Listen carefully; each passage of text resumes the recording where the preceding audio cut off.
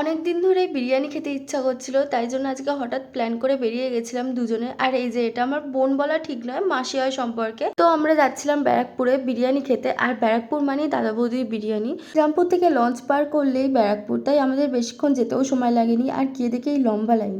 আর এই যে আমার দিদিভাই ও এদিকে এসেছিল, তাই ওকেও ডেকে নিয়েছিলাম। আর এই যে আজকে আমাদের শো স্টপার, যার জন্য অনেক দিন ধরে আমি বসেছিলাম। তারপর ওখান থেকে খাওয়া দাওয়া করে চলে গেছিলাম জুডিওতে, কাছেই ছিল। আর ওখানে গিয়ে কিছু ড্রেস দেখছিলাম। আর এই ড্রেসটা আমার খুবই পছন্দ হয়েছিল, কিন্তু আমার সাইজের ছিল না। আর এই ড্রেসটা আমার থেকে এক সাইজ বড় ছিল, তাই জন্য আর কি নেওয়া হলো না। এইসব করতে করতে অনেকটাই দেরি হয়ে গেছিলো। আর দুজন মিলে তারপর বাইরে বসে একটু ফটো তুলে ওখান থেকে ব্যাক করছিলাম, কারণ আমাদের ফিরতেও হতো।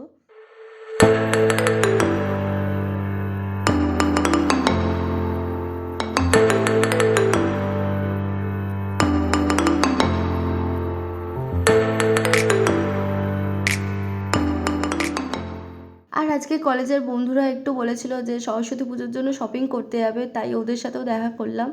আর বেরিয়ে একটু এদিক ওদিক করছিলাম। তারপর সবাই মিলে যাচ্ছিলাম ওর জন্য শাড়ি খুঁজতে। এই একটা দোকানে ওর শাড়ি পছন্দ হয়েছিল, কিন্তু পরে গিয়ে এটা আর নেওয়া হয়নি। তারপর শাড়ির সাথে ম্যাচ করে আমরা গেছিলাম জুয়েলারি কিনতে। আর ওখানে গিয়ে একটাও ম্যাচ করে জুয়েলারি পাচ্ছিলাম না, অনেক কষ্টে তাও পেয়েছিলাম। শাড়ি কেনার পর চলে গেছিলাম আমরা পাঞ্জাবির দোকানে। আর ওখানে গিয়ে আমাদের কোনো কাজ ছিল না, তাই জন্য আমরা এইসবই করছিলাম।